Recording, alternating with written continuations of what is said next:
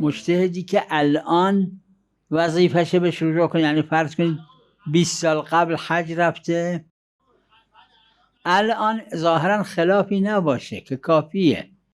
اما خلاف در اینه که اگر فرض کنید این 60 سال قبل 70 سال قبل حج رفته و بی تقلید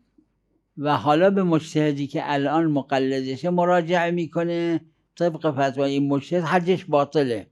اما اون وقت که حج رفته مطابق فتوای مرحوم مصطفی الحسن حجش درست بوده، اما این اون وقت استناد به فتوای مصطفی الحسن نکرده بوده. عرض بنده و فرمایش جماعت اصفهان اینم کافیه،